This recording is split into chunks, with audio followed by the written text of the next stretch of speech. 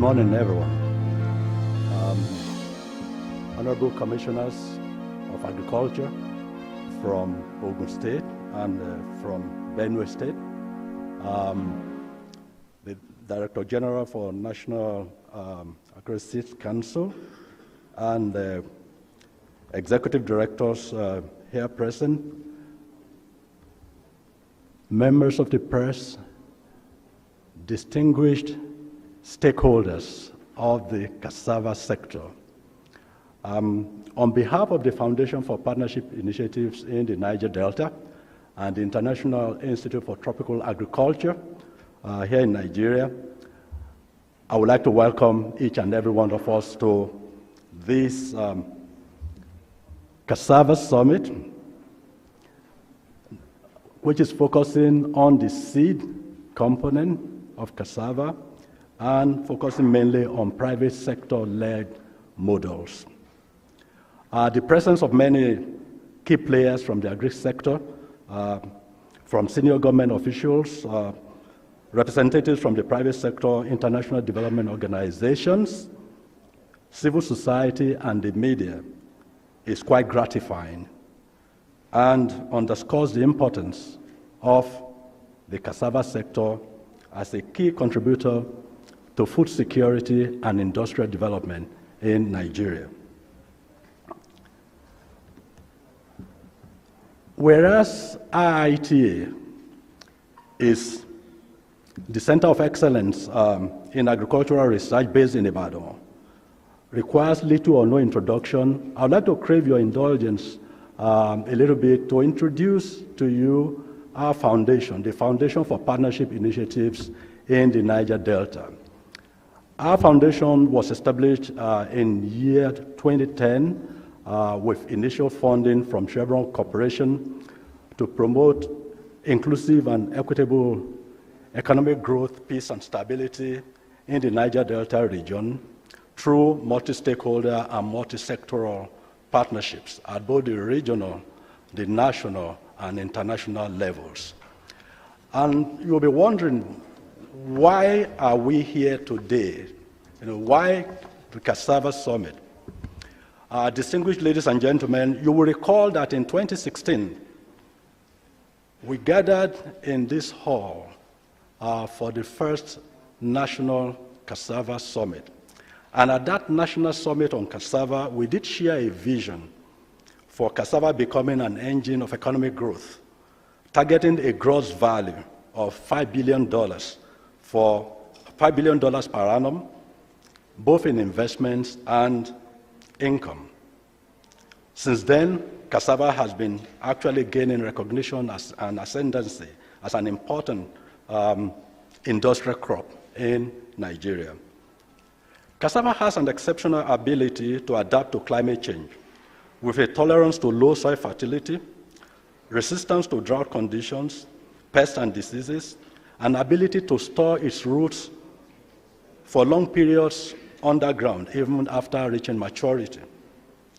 Against the backdrop of the ongoing United Nations Conference on Climate Change, COP26, that's currently happening in Glasgow in the United Kingdom, this quality of cassava cannot be underestimated. As a food crop, cassava fits well into the farming system of the smallholder farmers in Nigeria because it is available all year round, thus providing household food security. Cassava cultivation in Nigeria is still largely driven by small-scale farmers using rudimentary implements and with a land holding of between 0.5 hectares to 2.5 hectares per farmer. Most of the products from cassava are often used as intermediate raw materials for food and industrial processes. Products like food-grade starch, high-quality cassava flour, sorbitol or glucose syrup, ethanol are used by various types of industries, by the breweries, by the flour mills, by the bottling companies, and distilleries for various products. Since 2016, we are happy to see the entry and growth of many large industrial scale processors across the various regions in the country.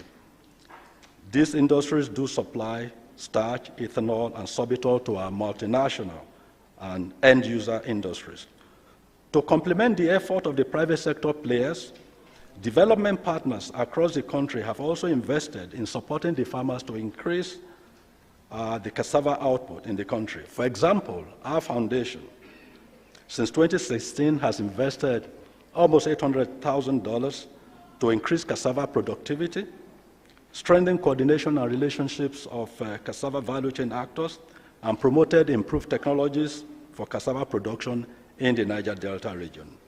Through this, we have reached approximately 300,000 farmers with information and training, and facilitated the creation of not less than 2,500 full-time equivalent jobs, and built a network of private service providers, and these are more or less private extension providers in the Niger Delta region.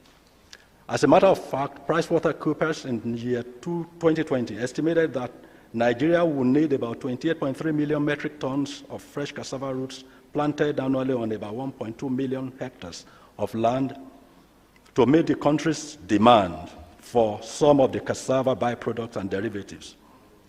Also, Nigeria has the economic potential to generate revenues of about $427 million from domestic value addition and earn an income of roughly $3 billion in agricultural exports of cassava per annum.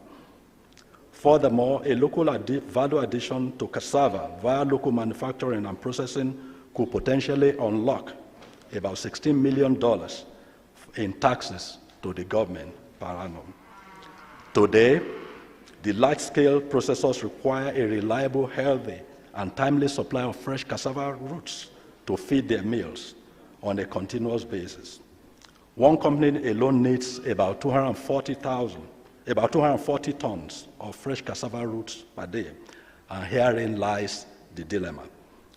Nigerian farmers are unable to deliver roots to the industry in the quality and quantity required and at the right time, resulting in a very high percentage machine downtime, low productivities, gross underutilization of turnkey processing machines, and ultimately a loss of capital.